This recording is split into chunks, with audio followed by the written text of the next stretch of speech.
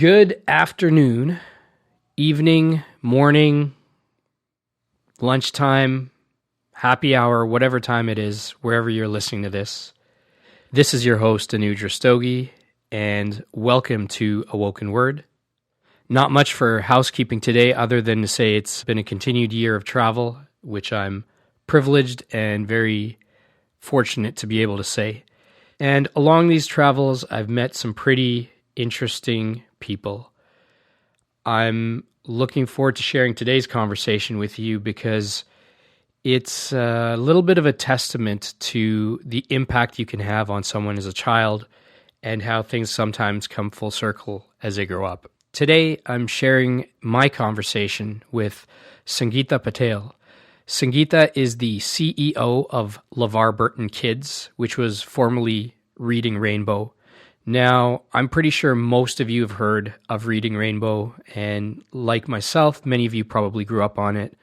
I have to say, the impact that show and that LeVar Burton had on my early life, and I'm sure on millions of others, is not insignificant.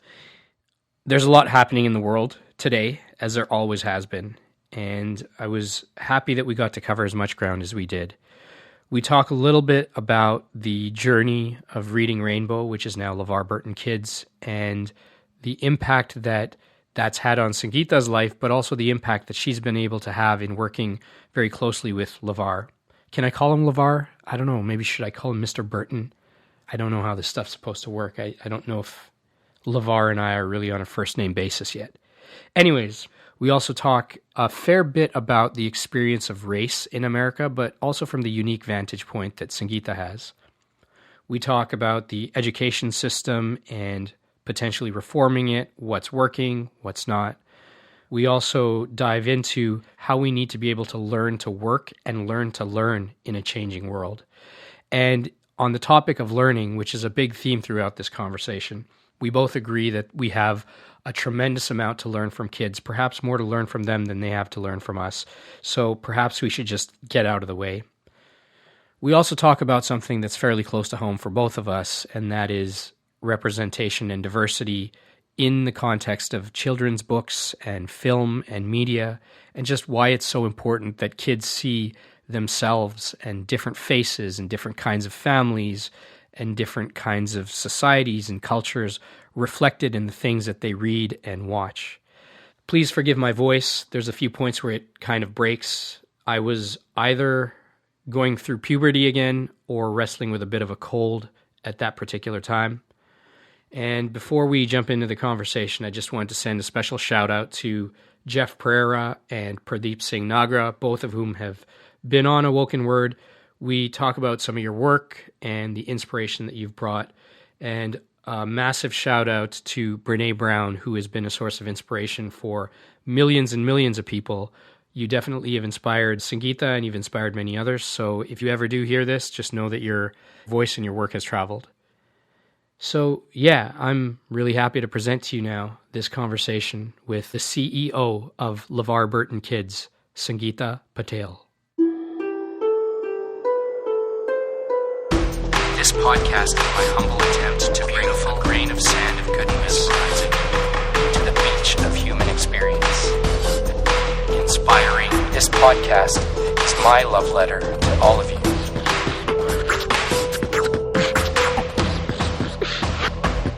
The AwokenWord podcast. We are here live in Orange County, California, just outside of Los Angeles, and I'm here with Sangita Patel. This is actually quite remarkable that we're here finally talking. We met very briefly at South by Southwest EDU in Austin back in March, and it was an interesting experience for me because I was already going to South by Southwest, and then I found out LeVar Burton is going to be doing a keynote. And he's been a childhood hero for me because I grew up watching Reading Rainbow. So the chance to get to see him was amazing. So he was great on his panel. And then after that, I think he had given a shout out to you in the crowd. Mm-hmm. And I came up because, I'll have to admit, it might sound silly, but I heard him talk about the CEO of his company, and it happens to be an Indian woman. I'm like, okay, there's already a story there. Something is really interesting about this. So we met, you were really gracious. I was hoping to actually talk to you then, but then I sent a message to the wrong number. So fast forward 2 months later, here we are in Orange County. Well, can I mention, by the way, I thought it was really funny because you came up to me and you said, I wanted to schedule an interview for a podcast.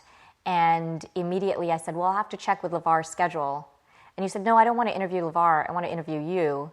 And I was shocked, to say the least. And I thought, well, wait, nobody ever wants to interview me. They always want to interview LeVar.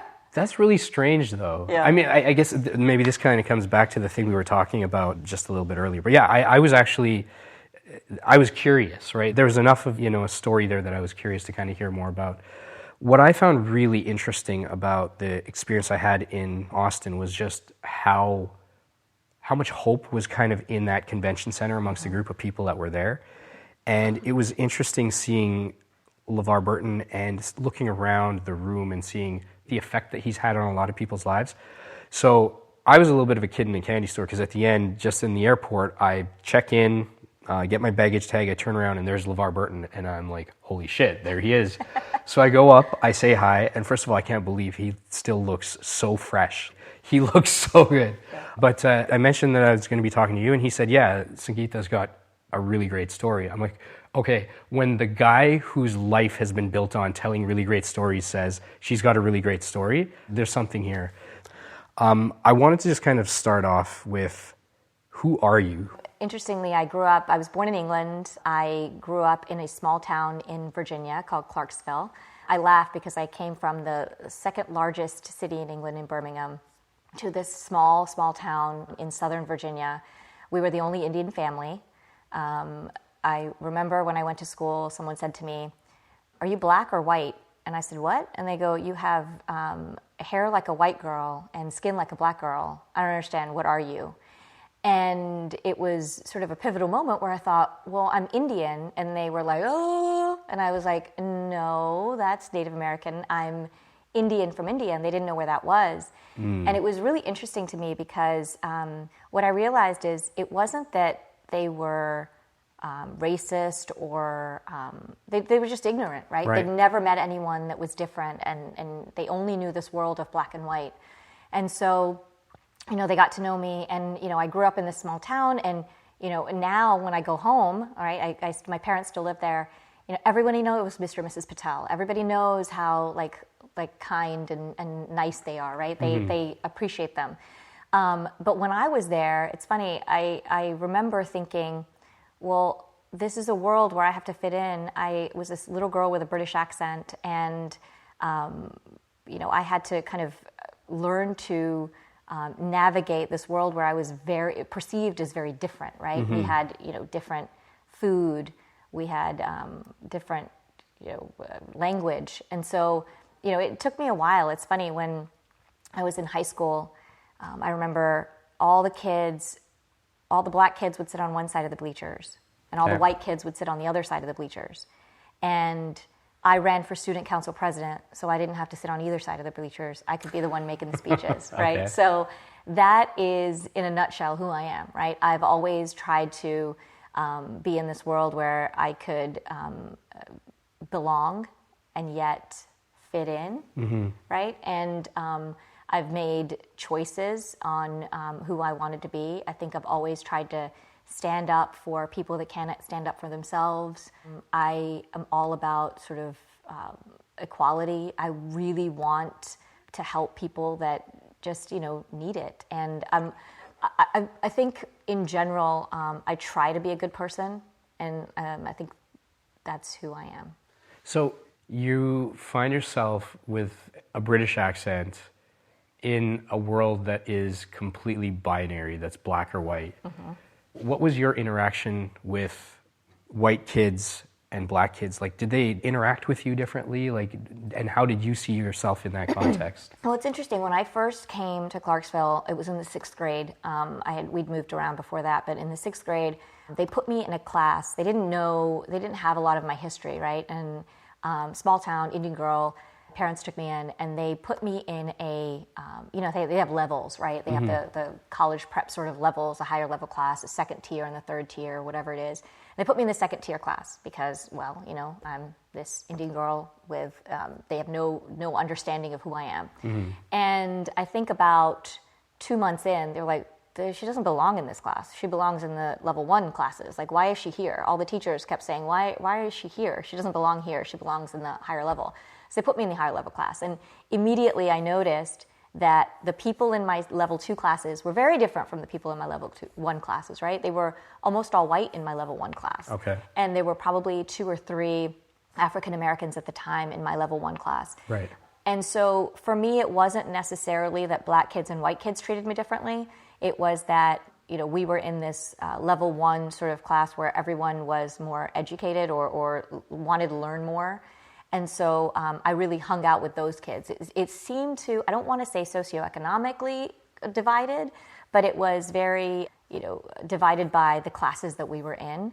I look back at my middle school and high school years in Clarksville, and I'm really proud of the way I kind of handled living there, and I'm proud of the people that were around me because I never, save the first year, I was really included in a lot. And I don't think black kids or white kids treated me any differently. I just think it was one of those things where, I learned to navigate, right? When I was around like black kids, white kids, you just learn to navigate in a different way. Right. Growing up in Canada, for me, in some ways a similar experience, I think, because where I grew up, it wasn't as diverse quite yet. But I find a lot of people from my generation who would be brown or South Asian or Indian, at least in Canada at that time, by the time I was in junior high, a lot of us, I think, gravitated towards hip-hop culture and towards the black community, I think, in the face of a lot of racism that was being directed at us. So almost formed this very loose allegiance, as it were, with another group with a minority group that also had a voice in the mainstream.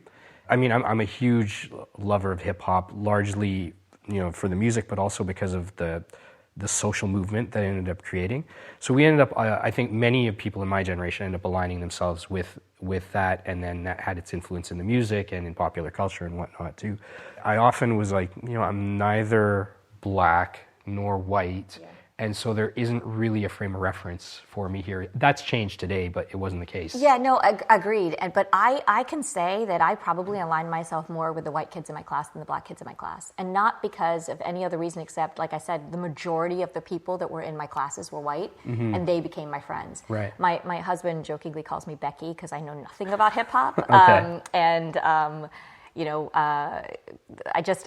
I struggle because a lot of my friends were white, and so I really did kind of gravitate more towards the music and I grew up in England. I mean, my favorite band was Duran Duran. Sure, so, yeah. It was a much more that kind of music, and I do realize though it's funny. I kind of had my own awakening as to race and the world that we live in when I read Malcolm X.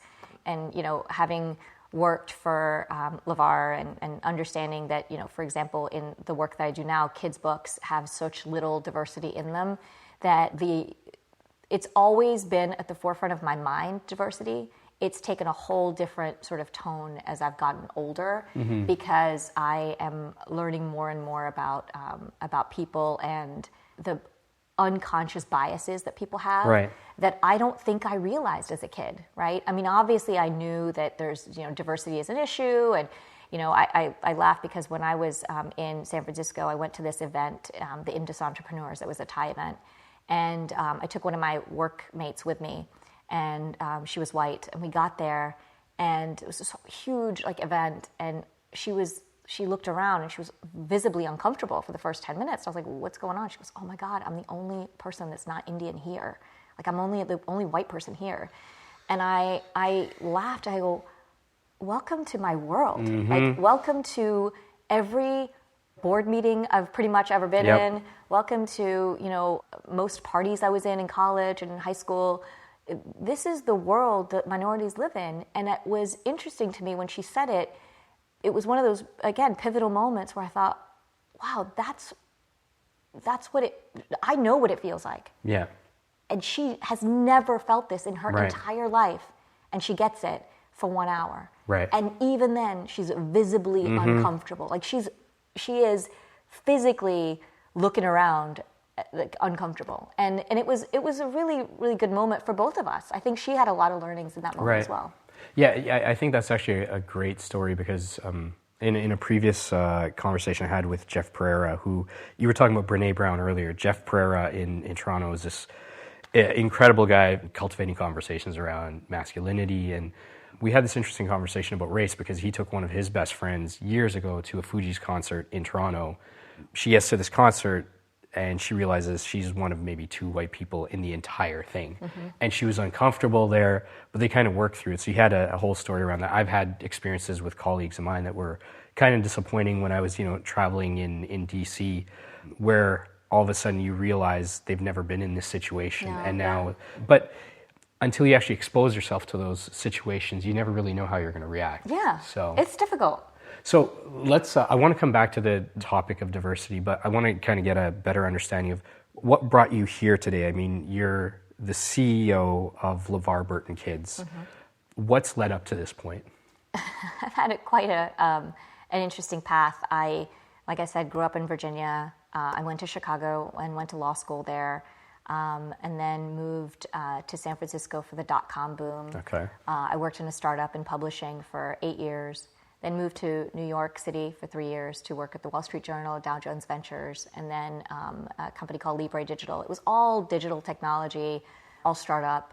And then when I moved to California, I got married in 2010, and I moved to California, and I really thought, wow, what am I going to do here, right? And oddly, one of my chief marketing officer for my old company had gone to a conference and just randomly met a woman who was looking for someone in digital publishing in California.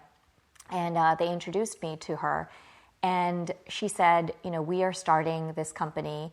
Do you remember Reading Rainbow? It was on PBS for 30 years. Of course I do. Yeah. Do you know who LeVar Burton is? Well, I'm a big Star Trek fan, so of course I do. He is looking for someone to head publishing. And I was very excited because I love digital publishing. I love LeVar Burton. I was a big Star Trek fan. Funny, when this started, I ran upstairs after that phone conversation and I pushed my husband, Elaine Style from Seinfeld, and I said, "You are never going to believe who I'm going to be working for. LeVar Burton, Geordie LaForge."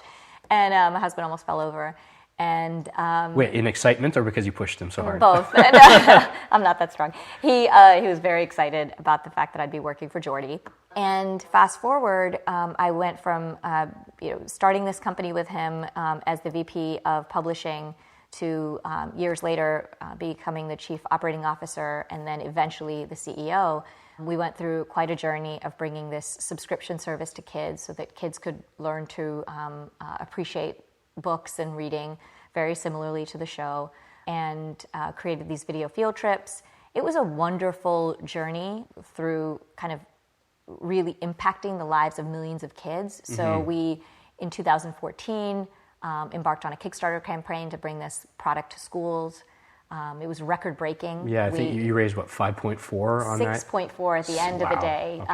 5.4 on Kickstarter, and then Seth MacFarlane gave us another $1 million. So it was a $6.4 million Kickstarter campaign in 30 days. I love that you just dropped Seth MacFarlane, kicked in another $1 million. He did. He was great. He believes in LeVar's mission as well. What's interesting is we were supposed to raise $1 million in 30 days, I think it was. We raised $1 million in 11 hours. And by the time I went here and got on my 2.5-hour commute each way, by the time I got to work, we'd already hit, something like a couple $100,000. It was great. Wow. And then I became the CEO. We rebranded to LeVar Burton Kids. And it's been a wonderful journey. I love LeVar. I love what he stands for.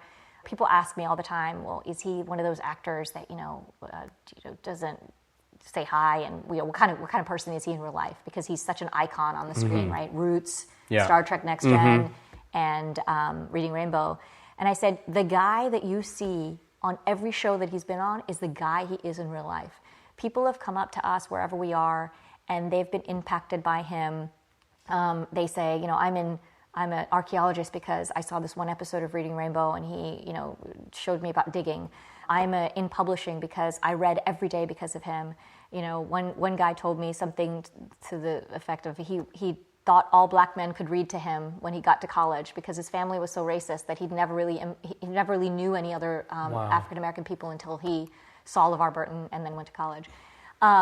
You know, there's so many stories like that, and he's such a wonderful person. I remember once I was somewhere and someone wanted to take a picture with him, and the woman hands me her purse and says, "Oh, your assistant can hold my purse." And LeVar stopped her and said, "She is not my assistant. She is my chief executive officer."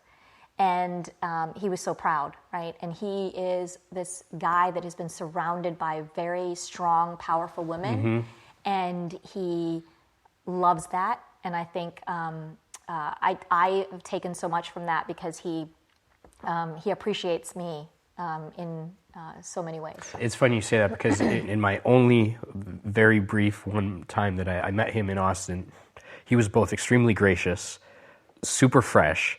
You know, we took a selfie. I'm not a big, thing on like, I see somebody, I want to take a selfie, but like he is kind of a childhood hero. But he had that same kind of twinkle when I mentioned your name, like, of pride, right? Like, yeah, she is pretty badass. So, that's pretty incredible. I mean, I used to watch Reading Rainbow a lot growing up, and he kind of, there's something to be said for reading, but there's something else to be unlocking your imagination, right? And I think kids are naturally, there's no borders in our mind. Those parameters get conditioned into us. And watching Reading Rainbow and that experience was kind of one of the few experiences I can remember as a kid where, okay, wait a second, there's an adult actually saying, just keep your mind free, as opposed to be structured. Yeah, you don't have to take my word for it. Yeah, I mean, literally his whole thing is, but you don't have to take my word for it. Go find out yourself. Go do the research. Go be curious. And that's the thing we want to do is, live in a world where there are curious kids who are empathetic and, kind and, want to know more information about the world so that they can just be better citizens of it. And that's what we've spent the last 9 years doing. And that's what we want to continue to do. So, I feel like I've aligned myself with this human, and it's a human being that's just meant to do bigger and better things. And I laugh now because I think about the fact that I was this, like I said, small town kid who would never have figured this was my journey, right? From Clarksville, Virginia to, Chicago to San Francisco to New York to here. That journey of self-doubt all the time, right? This perpetual self-doubt that I've always had about me being good enough for anything. And, I have this person who, has seen the world, who's been very, very successful, and he trusts me to run his business and wants me to be a part of his team. It feels good. You're calling it self-doubt. Is it also just possibly humility? I'd love it to just be humility. Okay.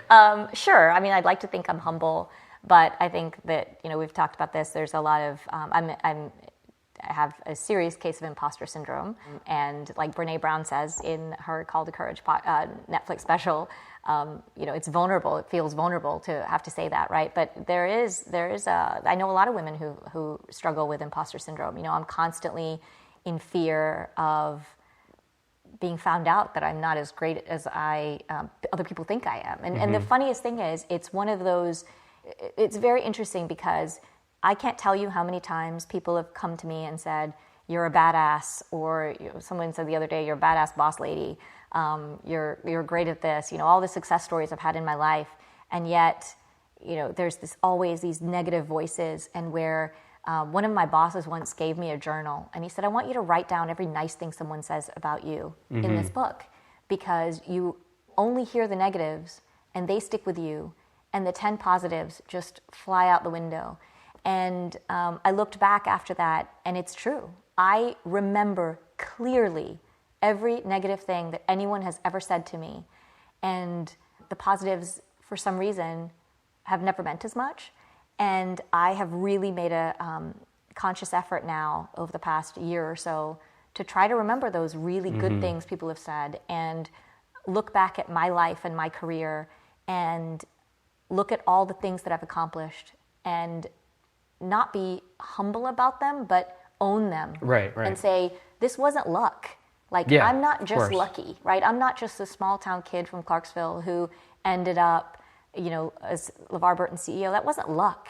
That was, I have worked hard for that. And I have made good decisions in my life. And I'm trying to be better about not just being humble, but really owning it and saying, be proud of the accomplishments that you've made. We were talking about imposter syndrome, which, I mean, I understand the syndrome. I didn't really understand the label so much until you described it. But I'm sure there's a unique dimension to it for women in the way that society holds a different standard, and also perhaps just the way that women are more reflective and hesitant maybe before taking a risk, whereas men, if they're 40% qualified for something, will just dive in for it and just see what happens. But I think that imposter syndrome, I think it's something that affects men as well. It does. The difference is, and again, I'm making a sweeping generalization here, but I think men don't necessarily we're not raised with all the same tool sets to kind of confront and talk about these things. And it's also, society is changing, it's progressing, but at the same time, for a guy who is a CEO of anything to go say, I'm not sure about myself, the way that at least he might perceive the world seeing him, just coming out and saying that, is different. I don't know that we've been able to kind of come to terms with that vulnerability. I think all people are kind of, a lot of us kind of feel like we're faking it till we make it, and we never completely make it. Yeah. But it's interesting. I do think that we need to do a better job of letting women know that they're as capable as men, that we're all kind of on the same playing field here, and to just kind of trust themselves. But I think there's some benefit to having that humility and that sort of self-critical evaluation that you have. Yeah, I mean, if I could label myself, right, I'd say I am a lifelong learner. I constantly believe that every person I meet, I'm trying to learn from them because there's something I don't know, and I'd love to learn more. It's interesting. Every job that I've taken over the last, when LeVar asked me to be chief operating officer and then chief executive officer later, I had to be talked into those jobs, right? I was offered the COO role from both founders at the time, and I said, okay, thank you. Let me think about it. I'll go home and I'll let you know. And both LeVar and Mark, the founders, were shocked by the fact that I didn't immediately accept. I went home, I talked to my husband, and he just stared at me for a solid 5 minutes. Are you serious? You're thinking about it? What is there to think about? And I said, I'm not sure I'm qualified to be chief operating officer. And, I gave him all the reasons, I'm not great at finance and this and that, and I'm just not sure. And he said, you are qualified. Not only are you qualified, but what you don't know, you will figure out, because that's who you are.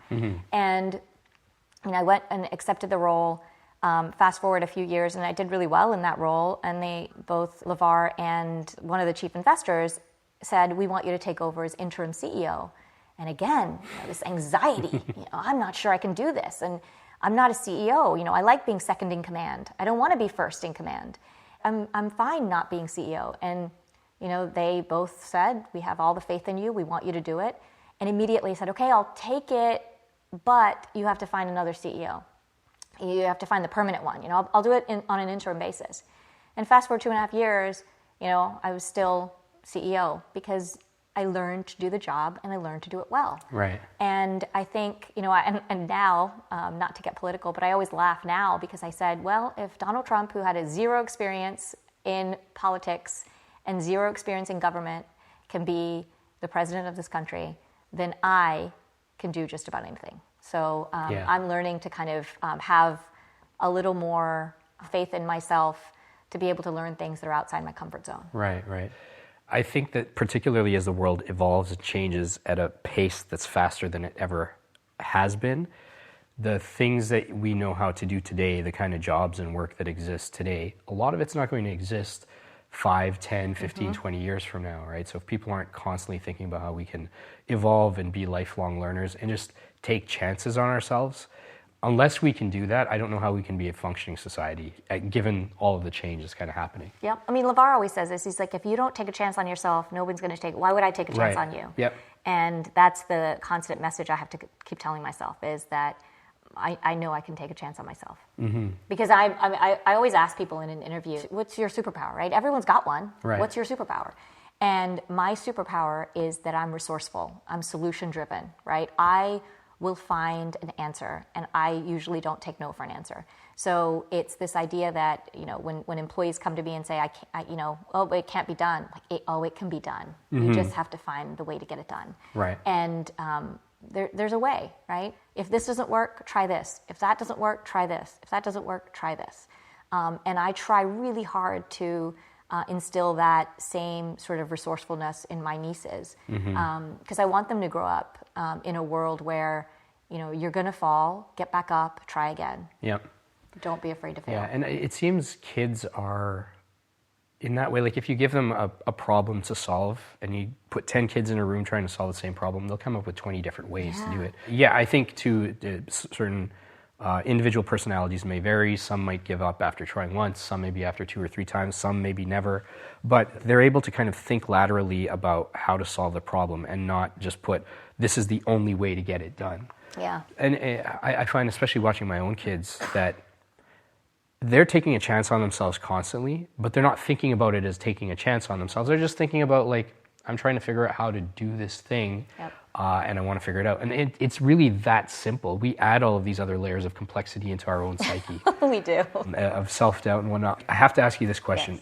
Yes. Is it true, the rhino who swallowed a storm, did you edited that, or you worked on that with LeVar? Yeah, so that was, The Rhino Who Swallowed a Storm was LeVar's first children's book. I basically published that book, edited it with both LeVar and the other author, Susan Bernardo Schaefer, and Courtney Fletcher, who was the illustrator. We worked on that book for a year. Wow. Very proud of it. It sold out of its initial print run.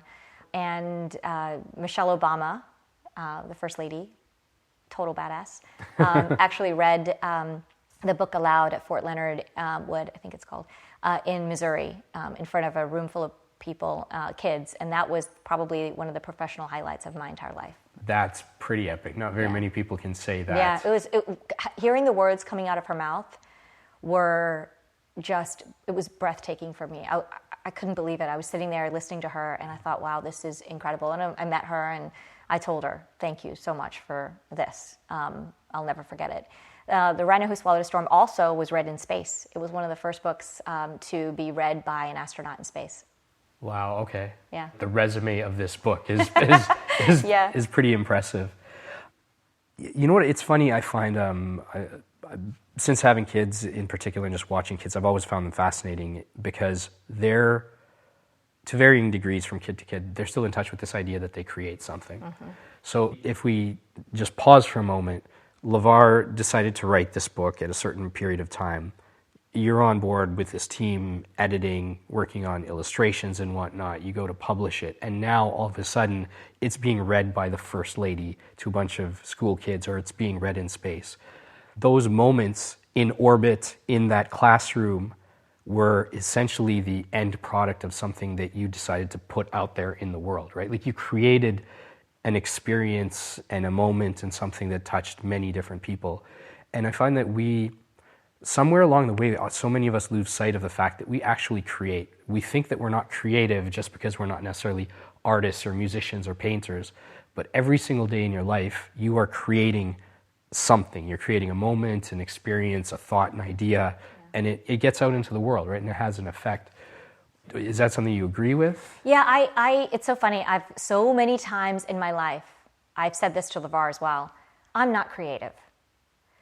I'm not the creative one. Like, you guys figured that out. I'm the business side. I'm not the creative one. And that is so not true, right? It's one of those things that totally I've continued to say, and I've had to stop myself from saying it and said, that is so not true. You are so creative. It's that I'm creative problem solver. I'm creative in the sense that I look at the world and I come up with ideas that are, that can impact kids all over. Yeah, I agree. I think we don't give ourselves enough credit for being creative because, I'm not an artist. I can't draw. I can't, I'm not a musician and I'm not a poet. And so all of those things make me think I'm not creative, and I've had to stop that myself and accept that, you know what, you're creative, just in a different way. I think where it manifests itself in the world that's actually really problematic is the moment we sort of renounce ourselves to being just the consumers of the world and reality as opposed to the creators of it, you're just victim to everything. Yeah. So whatever's happening in the economy, I'm a victim of. Whatever's happening in politics, I'm a victim of. Like everything is, it's out of your hands, it's out of your control, and you almost sort of lose agency when in reality, each and every one of us has that ability to create something.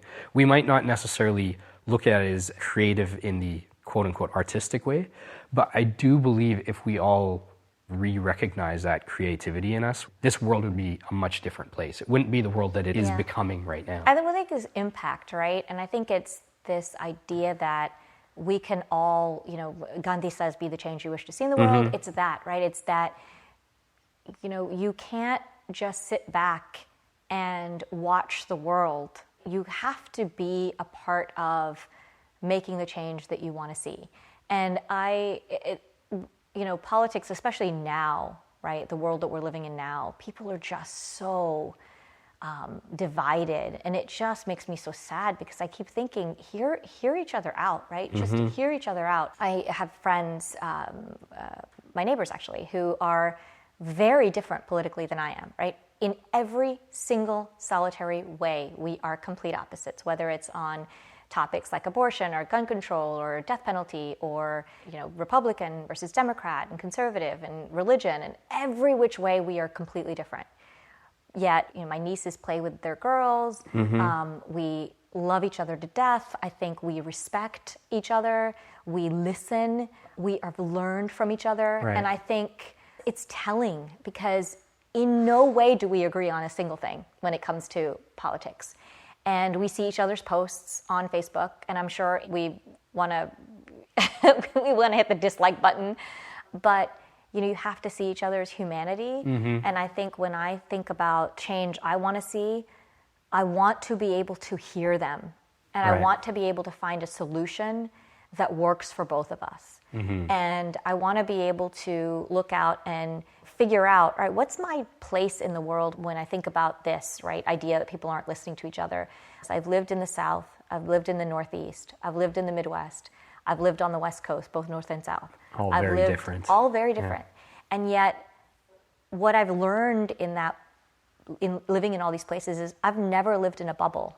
I do not live in a bubble. People always talk about there's a bubble of liberal, the liberal bubble, and I've never lived in that bubble because I know what it feels like to not have money. I know what it feels like to be different. And I also know what it feels like to be successful, right? I've lived in all of these different places and lived in all of these different worlds. And the one constant is that people, I believe, are inherently good. And that when they meet each other and they hear each other and they don't think about that overall arching Facebook and social media and mob mentality, when they see each other and are next to each other and talk to each other, that they do understand, right? I could not have grown up in a place like Clarksville with nobody understanding me at the beginning and not learned in the 6th through 12th grade that I was there and not taught some of these people who I am and what I stand for. And they grew and I grew. And I think that if we were to just stop and all take agency in who we are and what our impact in the world is going to be, then it'd be a better place. Yeah, I think it'd be just so much better place. And I want that. I welcome that, right? If someone wanted to talk to me about topics like gun control and abortion and they wanted to hear me, I would talk to them about it, and I would want to hear their opinions, and I would want to talk to them. And I don't think I'm right. I just think I want to live in a world where people are equal and seen as important and valued, right? And I think that's the part where when I see, gun control and those kinds of issues, those are my concerns with them, right? That you have to value life. You have to value the living. Yeah, and all life. And so that's what I kind of, whether it's Black Lives Matter, right, and people saying all lives matter. I get it, all lives do matter. The point was that Black lives mattered, and because people didn't think they mattered, right? So it's those kinds of things that I hear, and I hear my people saying them, and then I talk to them about it, and I explain, and I hope they hear me, right? This idea of privilege, right? This conversation about privilege has been one that I've had so many times with even some of my white friends who have said, but I've had a hard life. Like, of course you have, but privilege has nothing to do with the fact that you've had a hard life. You could have had a hard life, and I appreciate that hard life, but you also had the privilege of not having to deal with these other things that people with hard lives deal with. Well, there's a lot there. I find part of the problem today, and maybe this has always been the case, but human beings are complex. But we, at a macro level, keep resorting to reducing everything to a binary, a black or white, a left or right, a right or wrong. And if you actually deconstruct anyone's individual beliefs, they almost never fall entirely in any one of those two dichotomies. They're always more nuanced, they're always more complex. So yes, you could be a tall, muscular, able-bodied white male who has had a really hard life, has seen violence and drugs and sexual abuse and all of these different things, and that sucks, and that's made your life very difficult. But one thing that hasn't necessarily been a factor is getting pulled over by the police for the color of your skin. Right. So it's not to take away from all of the other struggle, it's just that one variable is not a factor. Whereas you could also be, all else being equal, you could be a tall, muscular, black man in this country who's coming from a wealthy background, but you do get pulled over by the cop. The only different variable there is really the color of the skin, and I think we need to evaluate everything through that level of nuance. What I find particularly in America as an outsider, looking at south of the border from Canada and seeing all the craziness that's in the media, but also what's happened in Europe with Brexit, what's happened with a lot of the radicalization of almost a right-wing mentality in India and other places in Brazil.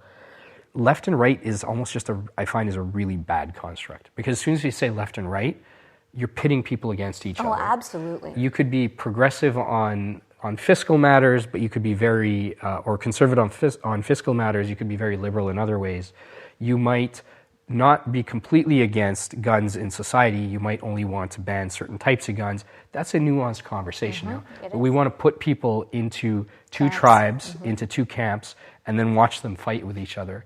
And until you actually talk to them and you break bread with them, and you spend time, your kids are playing together, you're not going to have those conversations. Yeah, it's that that idea that I 100% believe that the disparity in this country between the rich and poor is just getting bigger and bigger and bigger, and the problem really isn't the best way for the top 0.5% or whatever that number is that's controlling all this wealth and controlling all of this the power.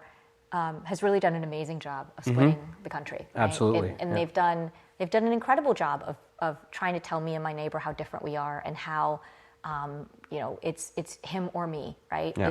It's not that. I don't believe in scarcity. I believe in abundance, Yes. right? Like for me, my success doesn't have to mean your failure, and your success doesn't have to mean my failure. We can all succeed together. And trust me, I'm a capitalist, right? I don't believe in socialism for us as American, right? America isn't a socialist country. With that said, the French Revolution, all the revolutions will teach you that at some point it's going to be a cost for us as Americans, where that disparity between rich and poor is going to get so big that the people who have nothing will revolt, right? We have to find this basic middle ground somewhere where the middle class thrives. And in all cultures where the middle class thrives, we all thrive. Right. So, yeah, I mean, we'll see how it turns out. I mean, I'm hoping that well, I mean, the puppet masters, as it were, don't really want you and your neighbor, in this case, talking, right? No. And getting to know each other and see each other as human beings, because the more you start to share that common humanity, the less power they can kind of exert over you. And this is not just unique, I think, to the U.S. I think one of the byproducts of globalization, politically and economically, is that the tricks of the trade have been globalized too, right? Like politicians, industrialists are doing the same types of things in many different places. Mm-hmm. But I find when it comes to actually talking about what we share that's in common, if we don't realize that we're all in this together, whether it's, as far as man-made climate change and the fact that this is the only planet that is within reach that we can actually inhabit, or whether it's just knowing that all of society needs to kind of be functioning, everyone should have meals and health care and whatnot.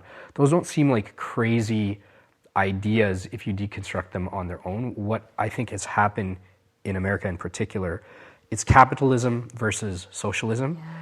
Yeah. I get criticized from time to time about this. I don't think capitalism is the problem. The problem is that capitalism is hijacked. What's actually at play in America is not true capitalism. It's not laissez-faire free market. No, it's not. If it was actually that, then market forces would dictate what's actually happening. What's actually happening is you've got industries and lobby groups and whatnot constantly vying for political favor, getting massive subsidies from the government or, access to contracts and whatnot.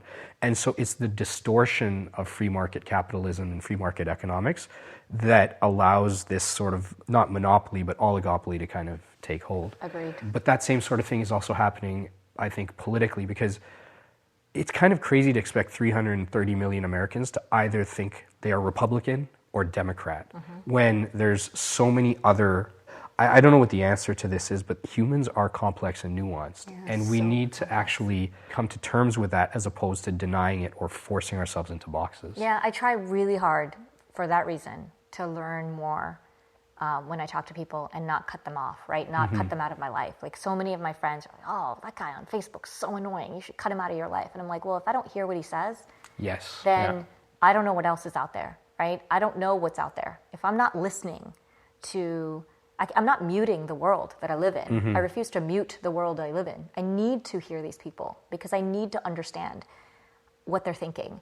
And the reason for that is, like I said, I've lived in these places. And I know for a fact that if I were dying on the street, my Republican friend would come and save me. Right. And it wouldn't matter that we don't agree on politics because we're human. And it's like embracing humanity among us. And going back to LeVar, that's what we talk about. We talk about the fact that, storytelling is really about embracing our collective humanity. Right. I find it really interesting because social media is this whole other layer. We as biological creatures haven't evolved at all in the last 10,000 years, right? Like we're essentially the same. We've evolved to function best in small groups of 40 or 50 people that we know very well, not having abundance, but having scarcity and having to collaborate with each other. And now we're in an era where some of us have nothing and many have too much. And then at the same time, you've got this layer of social media, which is not human in the sense that, like, if you have this conversation with your neighbor about any of these issues, he's going to make a point, you're going to make a point, he's going to hear your point, you're going to hear his point, and somewhere in there you're going to pick up something from it. And at the same time, you both will realize that your kids are playing together on the side and you're actually human beings who want the best for them. But on social media, what happens is I've got this very vicious opinion that's in violent opposition to your opinion, and I've got 100,000 people all saying, yeah, at the same time, and I'm not seeing your humanity. So we're engaging only like part of our conversation with the person without actually engaging at any human level. It's kind of strange because we haven't evolved to be able to figure out how to function with each other in that way. I wrestle with it too, and I wonder, like, even for kids in the future generation, if this is how you're interacting with the world, it changes the way you see the world, even though it's not actually that way. I don't know if America is as divided as it appears to be when you go online. If all of a sudden there was a blackout of all digital, all internet and social media, and people went back to talking to each other, I don't know that you'd find this place as divided as it appears to be. I agree with that. I agree with that statement. I mean, I look at kids, right, and they're so incredible. Like at school, they don't notice, they don't know these things. They're not going around talking about, race and religion and any of those things. They're seeing each other. They know each other's names. They know what they like. They're curious. They want to understand diversity in a different way.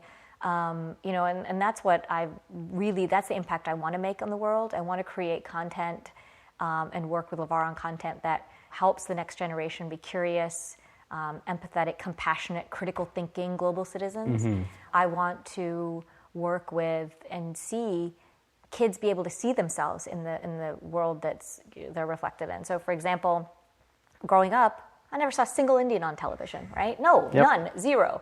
And now, they see on the red carpet Priyanka Chopra, right? And they think, oh, there's an Indian girl, right? They see characters that are Indian. They see someone on The Big Bang Theory.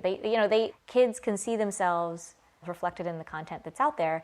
And yet, I still think we have a long way to go when it comes to kids' content. And so we want to create diverse content where you can see different races. You can see people with disabilities. You can see people who are blind. I was reading a book with my niece the other day about adoption, and I don't think she quite understood adoption, right? And she's like, oh, okay, what does it mean that somebody gave birth to a person, and why would they give the kid away? And there was a lot of complexity around that. And so that's a diversity issue as well, right? It's okay, this is a child isn't with their natural, they're not with their parents who gave birth to them, with the parents that raised them, right? So she can be a little Korean girl with parents with red hair. That's fine, right? So that's what I want to impact the world with, because that's where I know I can make change. So on the topic of diversity, is there a difference in your mind between diversity and representation? I mean, I know they're just semantics in some cases, but is there a difference? To me, I've really never thought about it. I think they're one and the same to me. I'm sure they're different to some people, but to me, diversity and representation, I mean, that's the reason for diversity is so that there can be representation. So, for example, I've so many times been in meetings where I'm the only woman, right? In high-level meetings, and I'm the only minority, right? Or I'm the only woman minority. Right. And the issue is diversity, but more importantly, the issue is this idea that if I'm not speaking up, then those people have no representation. And so, I mean, I see them as hand in hand. I see that, just like I said, Brene Brown says courage and vulnerability, right? I see them as hand in hand. Without diversity, you can't have representation. And without representation, you can't really have diversity. Right. I find with the way that I've seen, at least in the business world, in my own experience, the way diversity is treated is almost it's a novelty. It's a token. So I've seen in past lives with clients saying, no, we need more diversity in this ad. Like if you're creating a print ad, for example, and there happens to be like 5 middle-aged white men, they'll say they want diversity. And what does diversity mean? Okay, we need 1 black woman, we need 1 lady in a hijab, we need some guy with a beard who's brown-skinned or whatever, and we need 1 Asian. And so you could put all those people in that ad, and all of those people might actually be assholes. They might share the same sort of toxic view of the world. They might have more in common mentally. Yeah. But on the outside, they appear different. Wait a second. You're looking at diversity at such a surface level, if that's the call that's being made. But I'm talking about that in the adult context. Now, if I have to put on the hat of being a child looking at diversity, where some of these ideas around thinking and mindset and diversity of thought and whatnot are perhaps a little bit too abstract. But if I'm not even seeing someone that looks like me in this book, or someone that's got a funny name like me, then how do I relate to it? I remember, growing up, obviously never seeing any, Indian kids or East Asian kids. Would never even see any black faces anywhere in textbooks, on TV, anywhere. And then Hallmark and some of these card stores, you'd go in, they used to have those personalized cards and bookmarks and stuff. I would never find my name there. No. So you can't really find a place for yourself in the world. And the moment you see somebody that even remotely resembles you, it's like almost this little bit, a beacon of hope. Wait a second, like I exist. And it sounds silly to people who have never had that experience.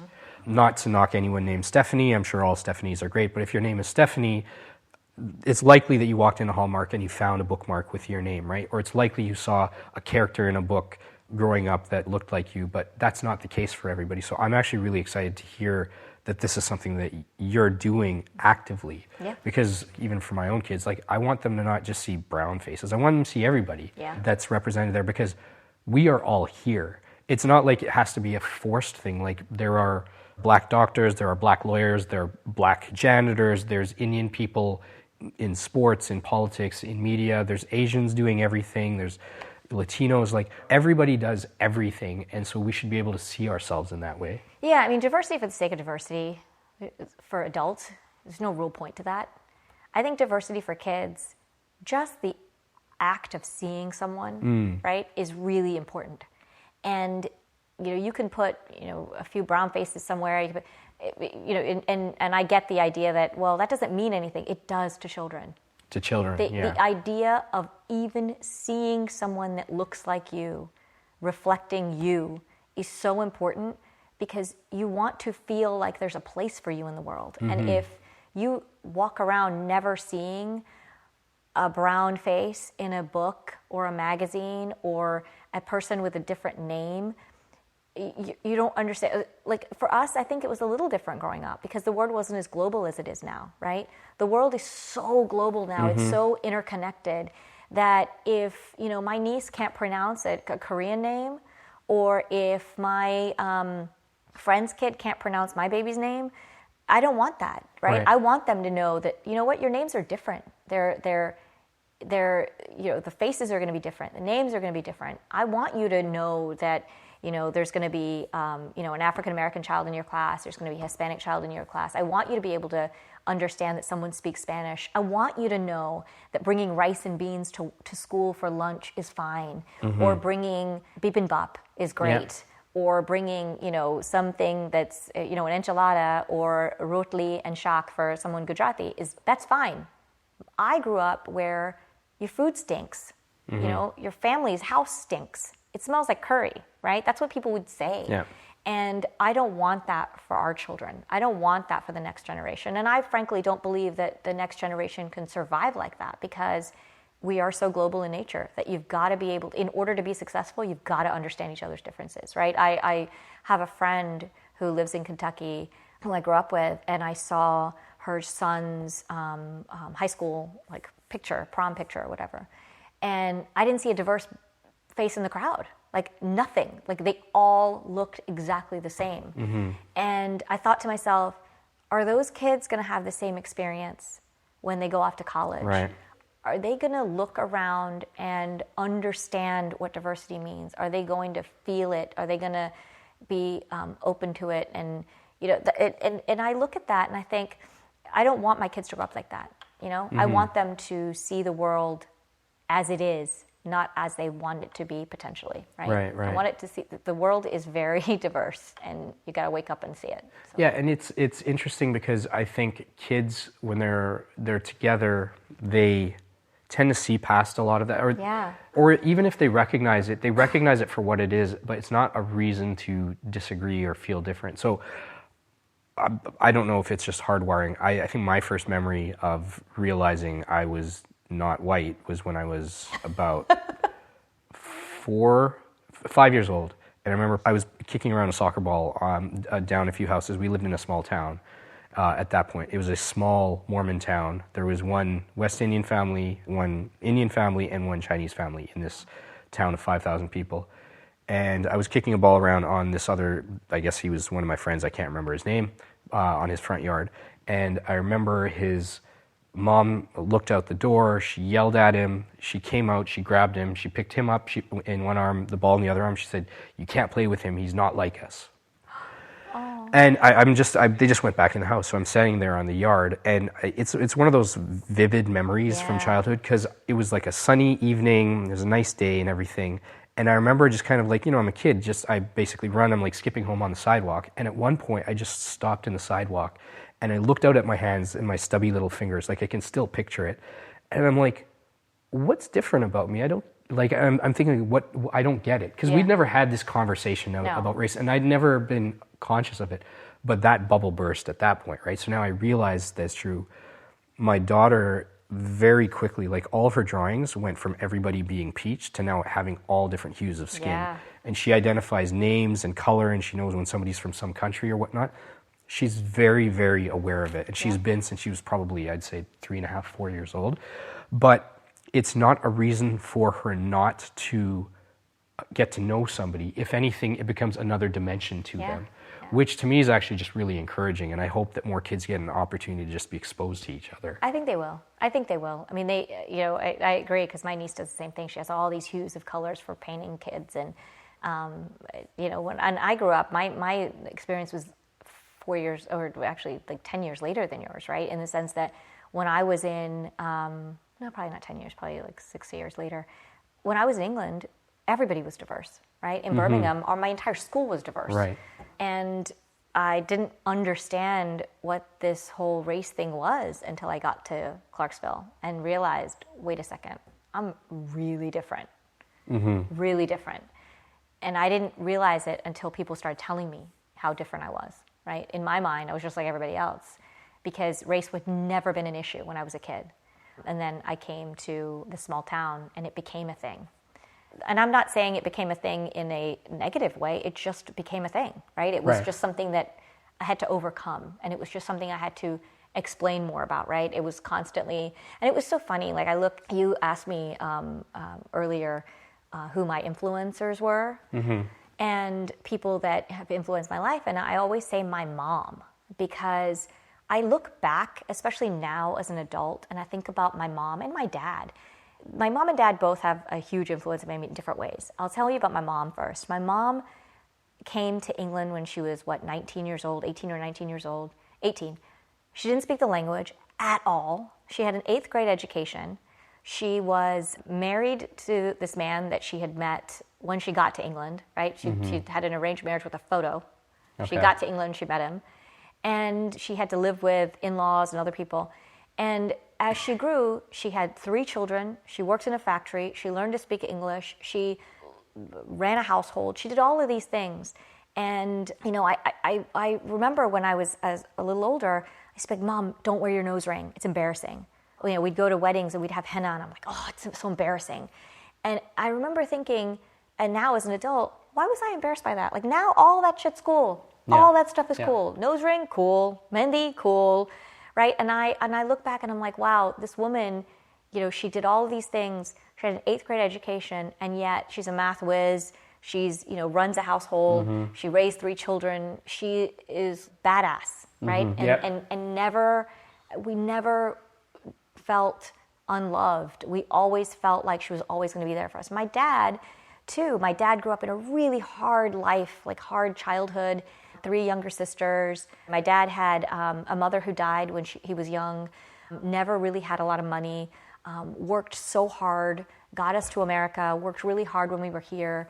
And so many times he probably could have given up on life, and he didn't. Right. Because he wanted to raise the 3 of us and make us good people. So I look at both of these people and their resilience. And that's what I've learned, right, from them is, this idea of never giving up, always finding a way. When it comes to all these things, they've been on the negative side. They've always been these people who are, I don't even know if I should say negative, but they've always taught me to be grateful for what I have, right. Which I think I've taken. Gratitude is this thing I live by, right? I don't think I live in a negative world because I'm so grateful for everything that I own and everything that I have, and they've taught me that. At the same time, the negative part is that for them, it's good enough. Like, don't rock the boat, right? It's good enough. Like, appreciate what you have.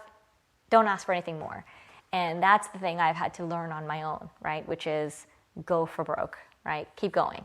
I was the first person to graduate from college, first person to go to law school. I was like, I had to drive myself, right? What's interesting about everything you just said, if you remove the fact that your parents had moved from India to England to here, and, initial challenges with language and whatnot, and you were just from a family that probably struggled early on, and then you've gone on to college, get a law degree, move all over the country, become a CEO and everything. That's the American dream. That is the American dream, and it just so happens that your story maybe started in a slightly different place, but in the end, it's kind of, that journey is pretty much anyone who hustles and works at it, the promise supposedly is that you can achieve all this.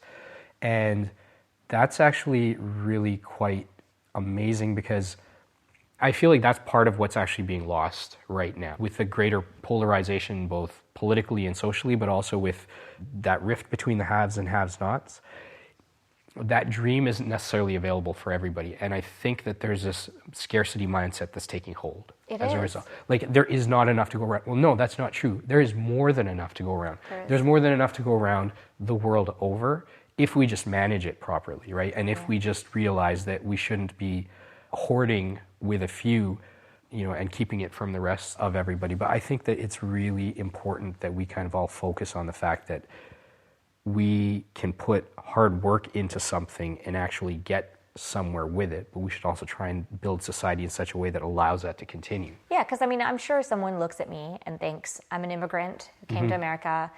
And by the way, I didn't come by choice. I came when I was 9 years old, right? Basically, imagine DACA, right? I'm a kid who came at 9. I had no choice. I grew up here. I know no other life except my American life. And I succeeded. With that said, I didn't take someone's place. Like, I think that the mindset is somehow I took your place, right? Some privileged person who grew up here, was born here, raised here. I didn't take your place. I worked even harder because I had to. I had to overcome the fact in every single place that I've been that I was a woman. I've had to overcome that I was a minority. I had to go the extra step to explain how to pronounce my name. I had to go the extra step to explain my culture, why my food is the way it is, why I pronounce things differently, why I don't understand certain sayings that I always get wrong. I've always had to go the extra step, and I'm not unique in that way, right? Every minority that I've ever encountered has had to take that extra step. But it's that those extra steps, one by one, make you more determined, make you work harder, make you realize that nothing is given, you have to take, or you have to work hard at it. And I'm never taking someone else's place. I don't want to live in a world where I have to take someone's place for something. I want us all to do better, right? I mentor a lot now. I mentor a lot of women, a lot of small business people, a lot of women that I know who I look at and I'm like, God, this person can be just so much more. And I try really hard to get them up there because for me, it's not about me or them. It's about us. Right. I want them to succeed as much as I want to succeed on my own. So, you mentioned early on, we talked about this a little earlier, about being a lifelong learner. And coming from the world that I'm coming from, understanding that AI, I'm using the term loosely, but AI has been kind of in play for some time. Automation has been around for decades and it's only growing. The economies of the world are changing significantly. The type of work that we're going to do is going to be changing significantly. So within the next 10 years, perhaps 6 million truckers in the US are going to lose their jobs because you'll have self-piloted automated trucks that will be driving at least the majority of the rural routes before they get into cities. So now you've got 6 million truckers who are mostly men out of work. There's other jobs and functions that many people have today that will be gone. And as a whole, we haven't necessarily retrained or found a way to actually find replacements for that work. Some people believe that there will be new jobs will be created by some of these evolutions. I'm not necessarily of that same mindset because the goal is not necessarily to create new jobs for this machine. The goal is efficiency. And so in that context, what do you think that people should be doing to be lifelong learners? Like, how do we get ourselves, our children, thinking about a world that we can't even picture 10, 15 years out? Well, I think one is stop living in denial, right? The issue isn't going to go away. And I think there's a couple of things that we have as humans that obviously make us different, right? This idea of thought processes, the social emotional learning, the compassion, being human, right? But I think if we deny that future is there and just continue on the path that we are, every single person has to go to college. You have to have a college degree. You have to be thousands and thousands of dollars in debt in order to go to college. Maybe there's the other countries have done this where certain people go to college and other people go into vocation, right? And that's okay. I used to absolutely be of the mindset that everyone had to go to college, right? And whenever we talked about, school and, well, wait a minute. Yeah, if you could choose to go to college, you should absolutely, if you can, you should go to college. I don't necessarily think that's the case anymore, right? I think that there's a lot of vocations out there that are really good and really powerful and they can do great work and more importantly, you're not going to be hundreds and thousands of dollars in debt getting that degree and getting out of college and not having a job. I think so, one, not living in denial, two, talking about and understanding what kind of world we can live in and different occupations that we can undertake. And I think three, taking a page from kids, right? They envision the world they want to live in, right? We can't envision that world. I was at South by Southwest EDU. I went to one of the sessions where it was high school kids, and they were pitching businesses. And there was this one group that was pitching a belt for blind people so that they wouldn't veer anymore when they walked across the street, right? It's anti-veering technology, where apparently blind people can't walk a straight line for too long, they veer. And that's caused so many accidents and all these things. And these kids came up with this product that I was like, wow, you're in high school, right? And they've come up with this really patent-pending product that can make sure that people don't veer anymore. Right. And when I think about them, like, I didn't know that was an issue, right? These people are coming up with solutions to problems that we don't even think exist. And I believe you take a page out of these kids' books, they will figure it out. They will. And all our job is to arm them with as much information as possible about the world around them, right? Right. So, I mean, it almost begs a question, like, how can we create a better environment and ecosystem for them to be able to be exposed to those things, to try and test and learn and fail? Creativity, curiosity. I mean, that's like I said, that's the world I want to live in. I want to live in a world where kids are curious, because curiosity is the ultimate solution to the world's problems, right? If you don't even know there's a problem, you can't solve it. Curious kids can figure out that there's problems out there and they can go out and fix them. There's I think he's 23, and I sadly can't remember his name right now, but I listen to Joe Rogan's podcast a lot, which I think is a fantastic example of just talking to people of different walks of life and meeting them as humans. But this guy who's 22 or 23 now, he has been working for a few years on this technology for cleaning up the floating garbage in the oceans. And they've had a few really successful proof of concepts, because there's huge patches of garbage that are floating in the Pacific and the Atlantic and whatnot. And at 23, he's managed to figure out, with technology that we have available today, a way to actually clean that up within, I think he was projecting 5 or 10 years, right? If he could get enough money behind it. So first of all, I knew this was a problem. I did not know that these islands of garbage were as large as some European countries. The extent of the problem. The extent of the problem. So now this guy at 23, and presumably he was much younger when he started, recognizes the extent of the problem, realizes that something can be done about it with today's technology, and isn't just sitting around twiddling his thumbs, and is now out there doing something about it. Like, that is just, I found that was just so incredible. And there's thousands of stories of young people doing that. Yeah, I mean, people talk about the millennials, and I talk about the millennials, right? And I laugh because millennials are hard to manage as a group from a managerial perspective, from a leadership perspective. But I got to tell you, man, people worry about the future. People worry about where we're going because they think, oh, millennials are that generation of people who, got a participation trophy. I have to say, I'm not so worried. I'm not as worried about the future as other people are, because I believe that not only the millennials, but Gen Zs and the new, the really little kids, they all will find the answers, because the one thing, unless baby boomers and Gen Xers get involved, the one thing they have is more global outlook. And until we screw them up, they are the people that I have faith in can see the world in a different, more enlightened way.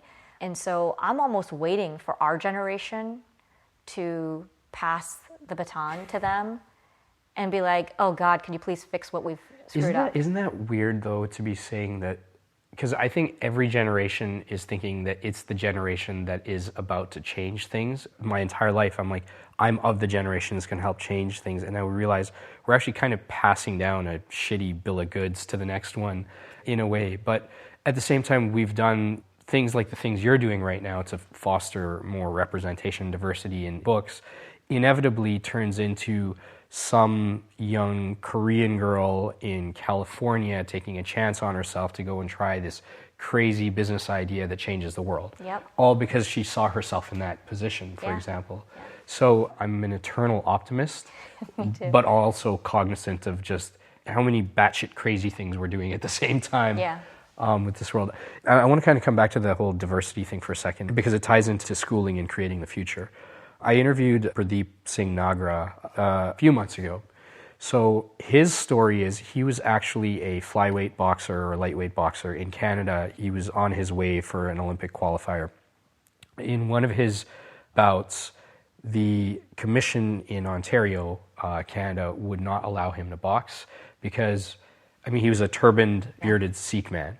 So they were saying there's no beards allowed in boxing. As he showed up, they didn't allow him to fight. So it basically has turned into almost 20 years of fighting various commissions for the right to be able to box with a beard, when really it wasn't just about the beard, it was basically about equality, what he represented. Yeah. So fast forward last year, a Hollywood film called Tiger came out, and it's got Prem Singh starring Pradeep, and Mickey Rourke is his trainer in there. And it's set in the US instead of being set in Canada, so they took some creative license. But I met with Pradeep, and he is an equity officer with the Toronto District School Board. And it was really interesting talking to him because this film is made about him. He's the protagonist in it. It's the first time that a Hollywood movie has been made with a Sikh man playing himself in the movie as the lead, and on top of that, not having a ghettoized Indian accent.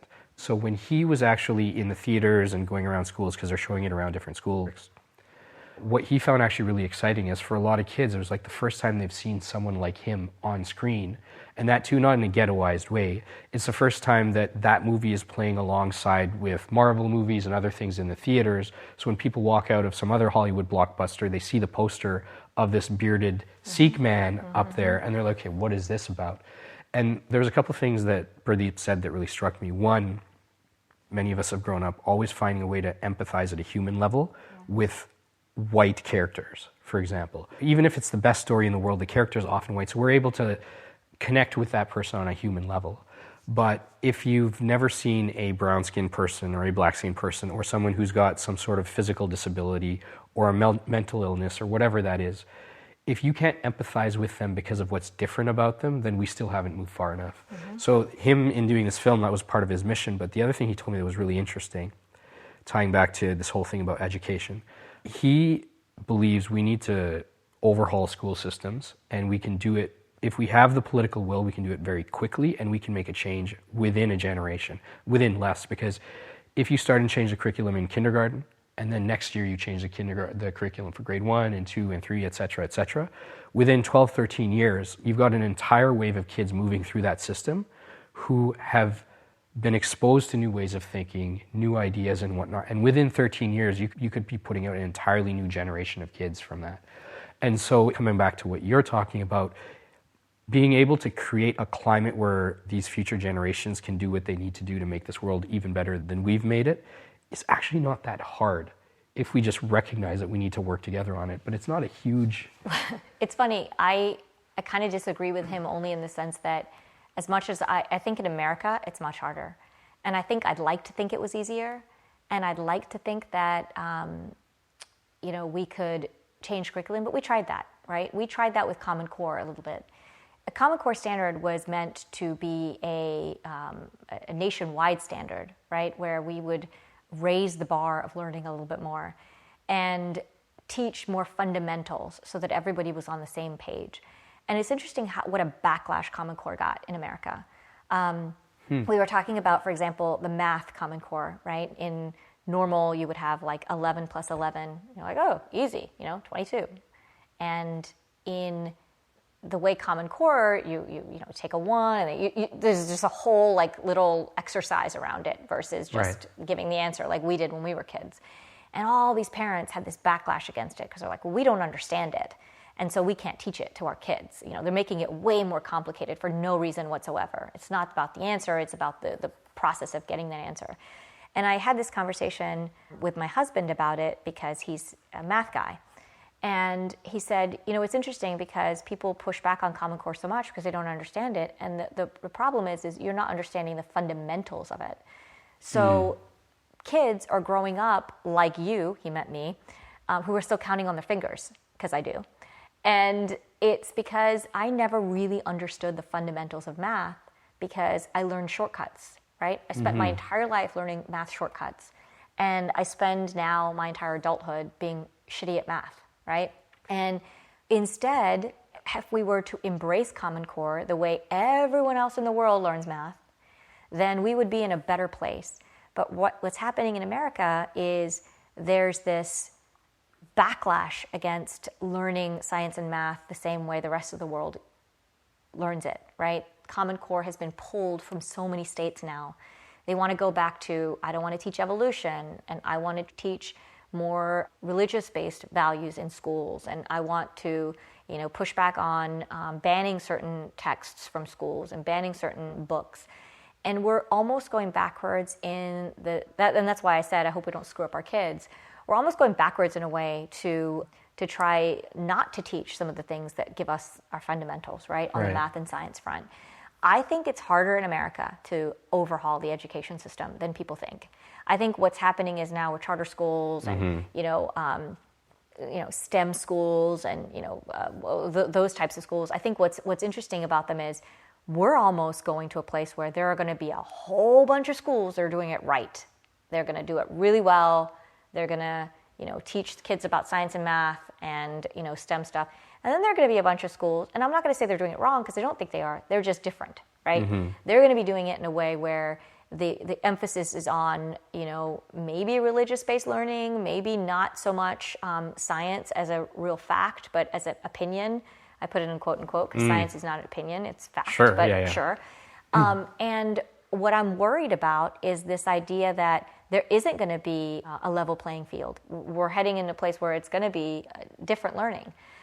I worry that America's too big to, especially with Betsy DeVos as our Secretary of Education, like it's, she's pulling us back, right, from where we were. We were doing really great with Arne Duncan and some others. Right. We were trying to get on a path, and there's a lot of pushback. So I don't agree with him in the sense that it's easier. I wish it were that easy. I wish we could take first kindergarten, first grade, change the curriculum.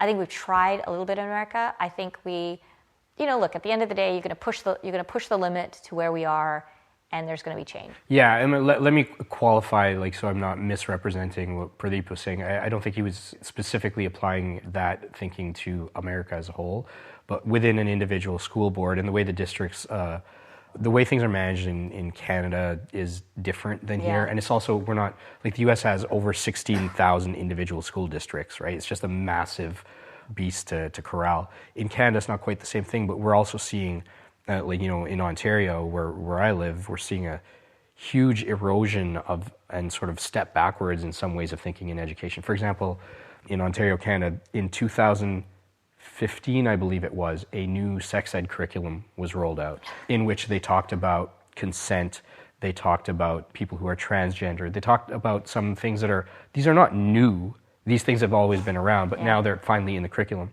So last year, this new government in Ontario, Canada, at a provincial level, the guy who's running things there, Doug Ford, he may as well be Canada's Trump. So anyways, he's actually, without really much public consultation, they've rolled back to the 2008 curriculum that was in place before 2015. So things like consent don't even show up anymore because there are certain groups of people that were vocal. We don't want our kids learning about some of this stuff.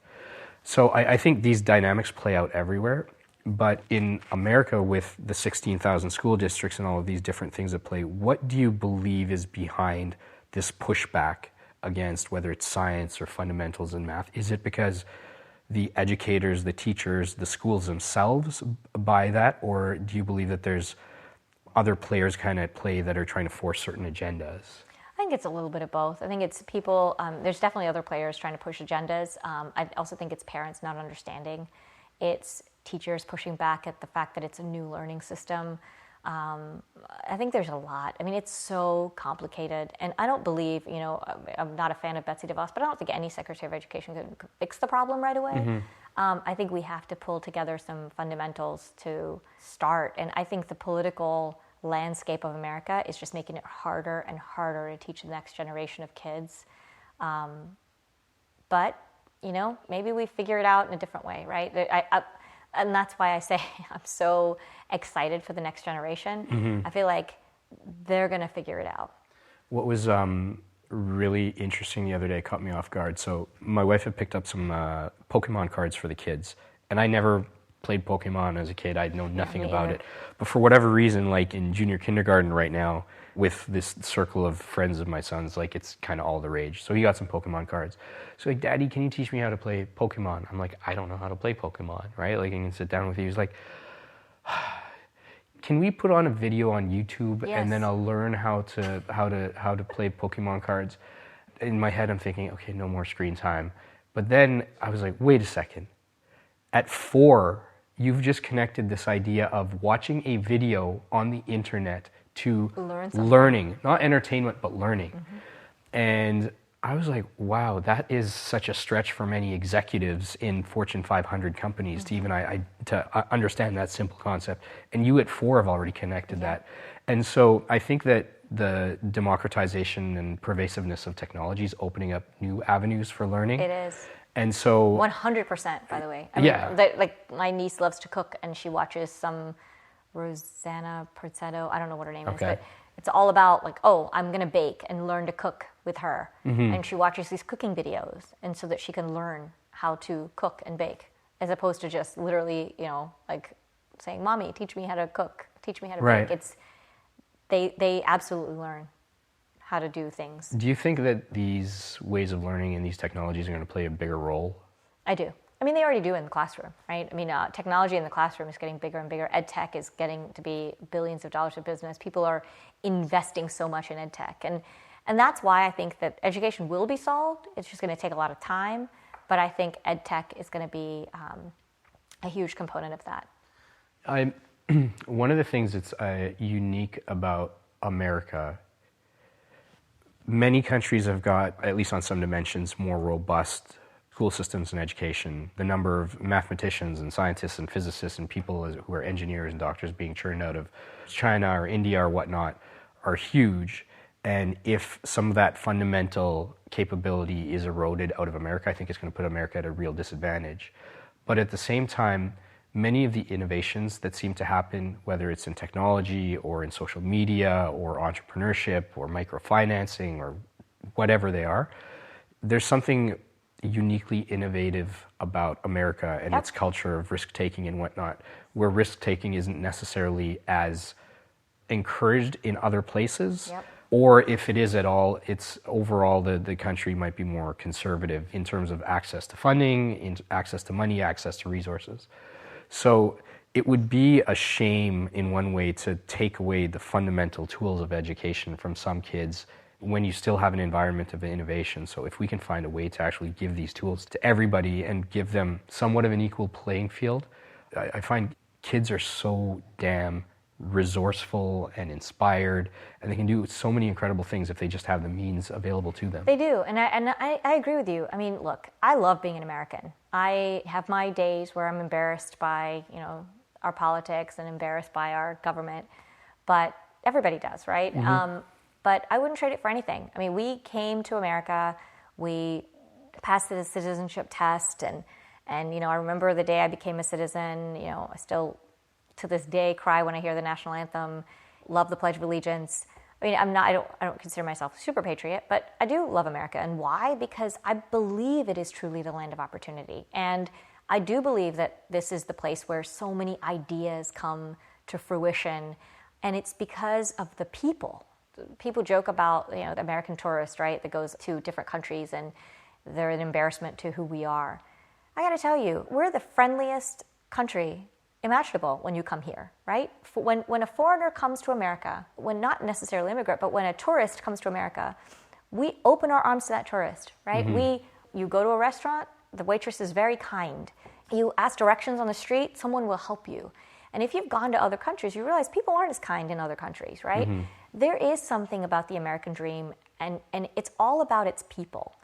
And as much as we have gotten a bad rep and so many people in the South get, bad reputation with the media and whoever, I tell you that people here are inherently good. And this whole idea that we are risk takers, we do better, when some terrible tragedy happens in the world, guess what? Americans donate.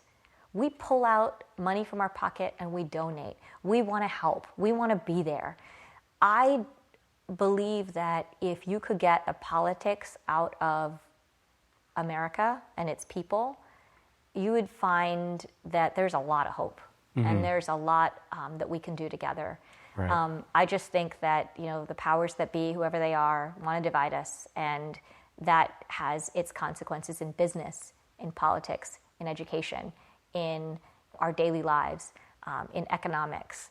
But, I truly, I'm a cautious optimistic, but I do believe in the power of people. And so when you talk about how there's an education system and all of these, people in India and China and Europe and the Middle East all doing really well on the education front, I still believe, even if we're behind in education, even if we're behind in technology, we seem to be able to figure out how to make the best things, right? Right. Google, Apple, everything. I mean, there's so much that we do here. Social media, even though I don't want to necessarily say that's a good thing, but it's all invented here. Right. We're not so bad. What is interesting, and I think the South by Southwest EDU was kind of a reminder for me, what you see of America from the outside through the media is not that it's not true or real, but it is not at all the whole story. No. It is one side of a much bigger, more complicated picture. At the same time, I think that there's also this, many countries have huge contributions to make and they go about it in their own different way. I think that America is an incredible place. It's one of many. I often am pretty critical of Canada, where I've grown up. It's got a lot of the inner workings that are similar to European countries and similar to America and whatnot. It's probably a little bit more apologetic than it perhaps should be, whereas America's like, to hell with you, I'm just going to do what I'm going to do and I'm not going to apologize for it. Yeah. We seem to be saying sorry about everything Oh, I know. all the time. That's why I appreciate the Canadians, because I feel like internally I might be a Canadian. I apologize for everything. The thing is, though, I think we need to figure out within countries, but as well as a global community, how we best collaborate too. Because I think that there's a certain American entrepreneurial spirit and sense of innovation and adventure that is unique and has definitely taken hold. America I'm kind of using this term loosely, but like in terms of its culturally imperial footprint is undeniable. Like it's everywhere. Like American music, American culture is everywhere. Yep. A lot of that's to be said for California as a state, for example, right? In terms of what it's been able to export and whatnot. But at the same time, I think that the one thing that other countries, other societies are kind of facing is like, we shouldn't be looking to validation from anyone to kind of recognize our own. No. What you were talking about earlier with, your mom having henna or having her nose ring and whatnot. So I had those types of experiences, maybe not that many that I can remember, but I'd had experiences like that growing up.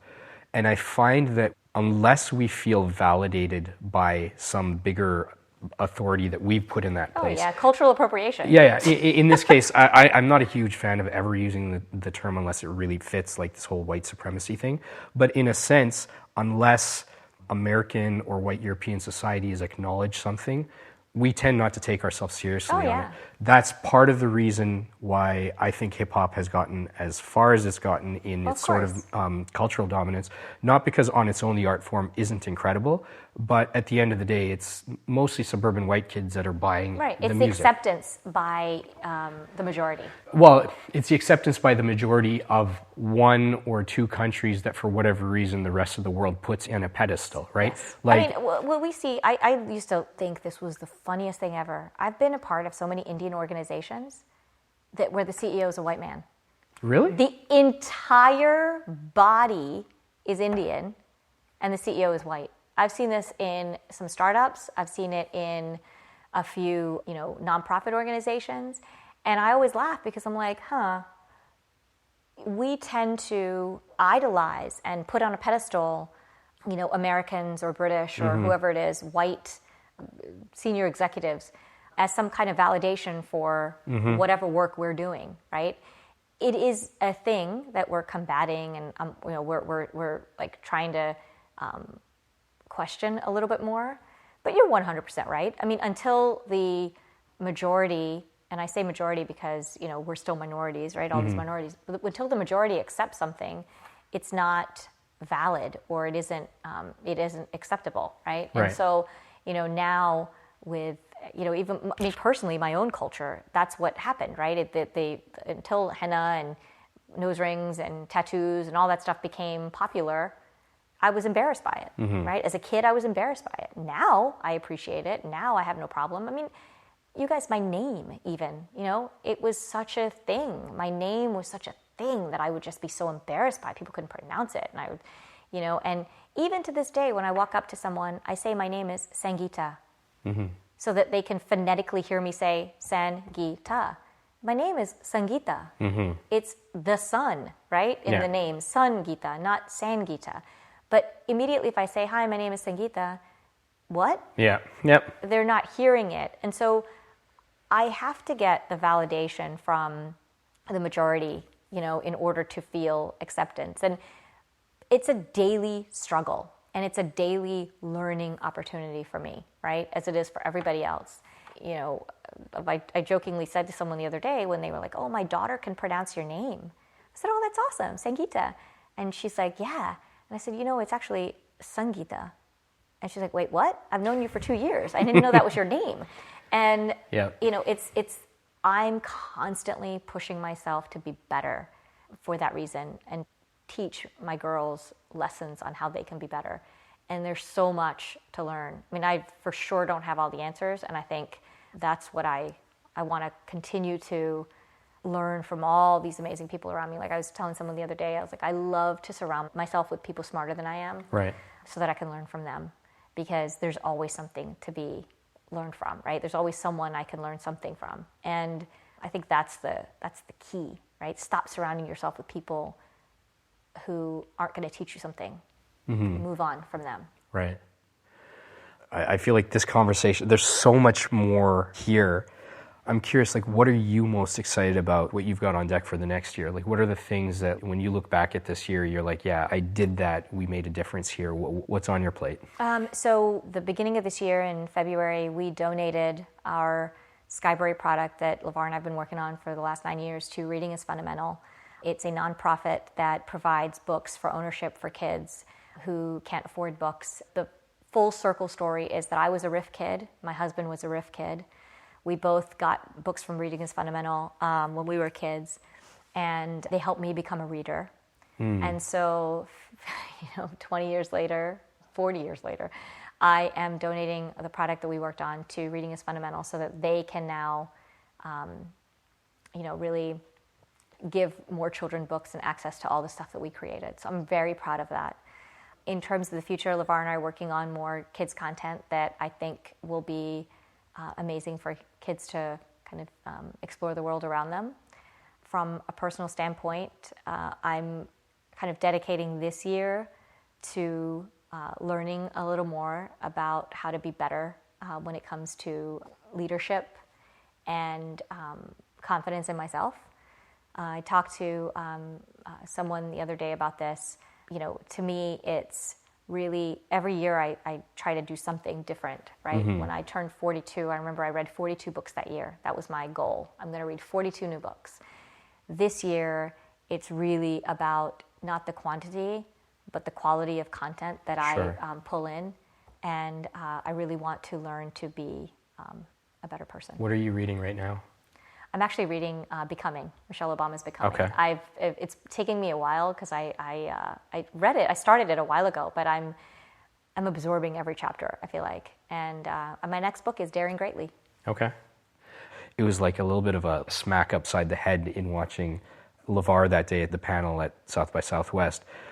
I think someone had asked a question about, getting kids to read more, and his response was something along the lines of that you just have to model that behavior. That his mother was always reading. There couldn't be a time where she wasn't reading. So, make time where your kids can actually see you reading a book. And I remember going back and telling my wife, hey, we need to do more of this. We need to be reading in front of the kids, because the kids love reading. We read with them. We read their books, but they're not seeing us reading our own books for our own enjoyment. And if we're reading, it's when they're in bed or whatever. Yeah. After 4th or 5th grade, kids stop reading. They stop I reading can believe as much it, yeah. because they don't see that behavior in their parents. It was actually really amazing. So I've opened Sapiens. I've been reading through it slowly. It's been kind of a stop-start process in the middle of everything else. But the other day, I was with the kids at home, and we had like, I don't know, an hour and a half. And I'm like, okay, Daddy's going to read. So I sat down on the couch. I didn't say, you guys can do whatever you want. I sat down on the couch, cracked Sapiens back open. I didn't say anything. My daughter, there's a book that's been sitting, we've got like a bunch of our books and then some kids' books on this little shelf, and there's a book I had bought her, and it interestingly has a brown kid. Her name is Anjali, who's the lead in this character, and she's fighting all these serpents and demons trying to save her family. So it's this crazy adventure. And I bought that book specifically because it's an Indian girl that's a little bit older than her in this crazy adventure. So I sit down, and not even 5 minutes passes. I see her just quietly go and grab that book, sit down on the other couch, and now she's reading it. Now my son's like just kind of looking around. The Roomba is like vacuuming away, and he's like, I got nothing to do. He goes upstairs, he grabs one of his Transformers books, and he sits down. Not a word was said, but they went a full like 15, 20 minutes just reading, and then I'm looking up thinking, all that I had to do was just start reading in front of them. Yeah, model that behavior. It was really quite remarkable because... It really is. And it's funny, my niece thinks that I read all the time. I am synonymous with books for her. And she even says to me all the time, you should be a teacher. You should be a teacher because you love books. And I think about it, I'm like, why does she, like, she thinks of me as that person who reads all the time. And and she loves it. We talk about stories together. We talk about storytelling. She writes the most amazing little stories. And it's because that's the behavior I've modeled for her. And she loves it. I think my daughter's kind of like that too. I'm guilty of this. Like if I learn a little bit, I want to start applying it and creating something with it. And my daughter, she loves to read, but even more than that, she loves to create books and write books and little magazines and stuff. We've got a pile of maybe 100 plus books at home. I love that. All individual stories that are disconnected with each other, but she'll illustrate in them, she'll write them, and they're like nuanced and they're witty, and there's all of these different things that are happening in there. And I find that just so exciting because I'm like, you actually love creating something and you're going to create it, and now you're going to put it out there in the world for someone else to get enjoyment from that. Like that's just brilliant. It is. I used to write all the time when I was a kid. I wrote all these stories, and I think that has shaped so much of who I am. I am a consumer of inspiring content. I don't know if you've ever read George R. R. Martin's Song of Fire and Ice, Game of Thrones. Huge fan. But he says something in one of the books that I have taken and like live this, and it's that something to the effect of, a man who reads has lived 1,000 lives. A man who doesn't read has only lived one. And it is true. I feel like every book that I've ever read, fiction included, and I love fiction for that reason, I have lived in their shoes and in their life for the time that I've read that book, right? I have been in their shoes, the decisions they make, I've understood them, I've understood the feelings behind them, and that lets me empathize with that person. The next book I read, I get to live that person's life, and I get to empathize with them. The next book I read, I get to live their life. And a reader lives 1,000 lives before he dies, right? A person who never reads only gets to live theirs. They get to live that one life. They get to empathize with that one person, and that's them. And so, the one thing I will say, and I really do want people to hear this, that every time you open a book, you're going to learn to empathize with someone. I think that's the key to our existence and humanity in general, right? We can't get to know each other unless we hear each other. And if you're not open to hearing someone sit next to you and talk to you, then read something that's going to help explain where they came from and what they're all about. What I think is interesting about what you just said there, oftentimes a movie is made about a book or series, and people will complain it wasn't as good as the book. Never is. It's rarely the case that it's as good or better. And I was thinking for years, what is the difference? I kind of came to this realization that what separates a book from a film or TV show, ignore the fact that you can't go into as much detail in a 2-hour movie, for example, and you can't maybe build characters as much, or production budgets don't allow you to have that fifth dragon scene, for example. if you even ignore the logistics of it, you're consuming this story through the perspective of someone else who tried to put this out into the world, and their interpretation may have been different from yours. But when you're reading a book, you are internalizing everything yourself. I think you're internalizing it. Imagining it, and then you're projecting that imagination out in the way that you see it. And there are no two people, however similar they could be, are ever going to see it in exactly the same way.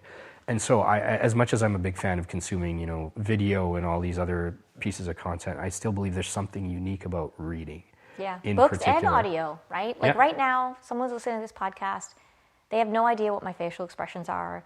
They don't know, what I look like. They don't know any of that, so they're going to listen to the words, and they're going to internalize those words, and they're going to hear them.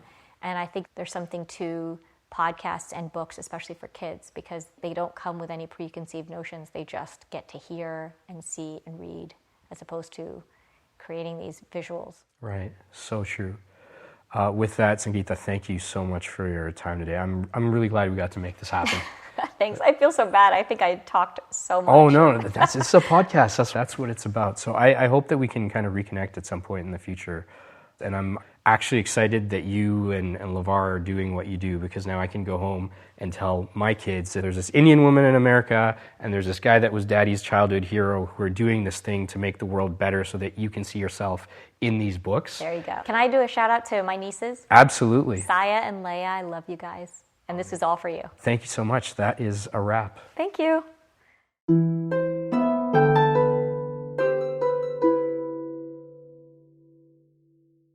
So, if you've listened till this point in the episode, I can only assume one of two things. You either A, really dig this podcast, or B, you started playing the podcast and left the room and totally forgot it was even playing, and right now I'm just talking to nobody. So if you are digging this podcast, there's many ways that you can support it. You can definitely subscribe in your app of choice. We're on Apple Podcasts, on Google Podcasts, in TuneIn, iHeartRadio, Spotify, and for all the folks around the world, we're on Ruckus Avenue Radio. You can also follow us on social media. On Instagram, we're at AwokenWord Podcast. On Twitter as @AwokenWord. We also have a Facebook page under AwokenWord Podcast. Hey, if you've got an idea for a guest or a conversation or a topic that you'd like to see or hear touched on, please reach out. Let us know. Feel free to share some of these ideas or bring up some of these ideas in your own podcasts. If you're hanging out with friends or family, maybe over beers or coffee or a smoothie, who am I to judge? If you're hanging out with someone and something comes to mind, tell them about this podcast. Tell them this is where you heard it. Tell your family, tell your friends, tell your coworkers, tell your great-grandma. Tell that weird naked guy who hangs out on his balcony on the building across the street from you all the time. We appreciate the support of each and every one of you. Thank you so much for tuning in. Until the next episode of Awoken Word, peace out.